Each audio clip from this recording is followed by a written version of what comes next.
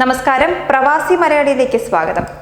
ജന്മനാടിന്റെ പിറവിയോടൊപ്പം സ്വന്തം ജന്മദിനം വിദേശത്ത് വിപുലമായി ആഘോഷിക്കാൻ സാധിച്ച സന്തോഷത്തിലാണ് 63-കാരനായ കൊല്ലം കൊട്ടാരക്കര സ്വദേശി കേരളകുമാർ.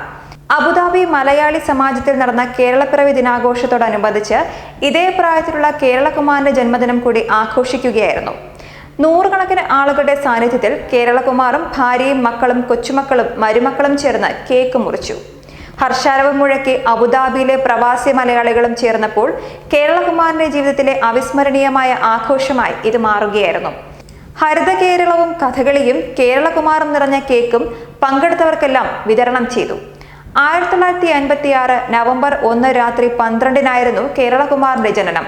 പഞ്ചായത്തിന്റെ നിർദ്ദേശപ്രകാരം പിതാവ് പൂയപ്പള്ളി ഗോവിന്ദൻ മകന് കേരളകുമാർ എന്ന പേരും നൽകി. പിന്നീട് അങ്ങോട്ട് കേരളത്തിന്റെ മകനായി എല്ലാ പരിഗണനയോടും വളർന്നു. പഠനം സൗജന്യമായിരുന്നു.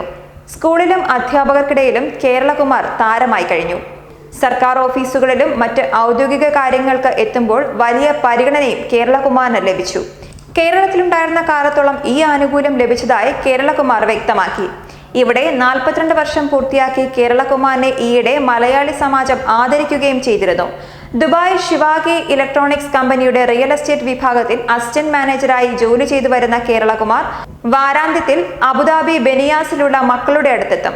പാസ്പോർട്ടിലെ പേരുകണ്ട കസ്റ്റംസ് ഉദ്യോഗസ്ഥർക്കും വിസ്മയം. പേരിന്റെ പൊരുളറിയണമെന്നായി പിന്നീട്. അതറിഞ്ഞപ്പോൾ വലിയ ബഹുമാനവുമായി.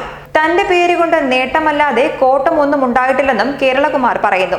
കേരളകുമാറിന്റെ പിറന്നാളിന് രാവിലെ 6 മണി തൊട്ട് ആശംസാ പ്രവാഹങ്ങൾ എത്തുന്നുണ്ടെങ്കിലും ആദ്യമായാണ് ഇത്ര വിപുലമായ ആഘോഷമെന്നും കേരളകുമാർ ഓർക്കുന്നു.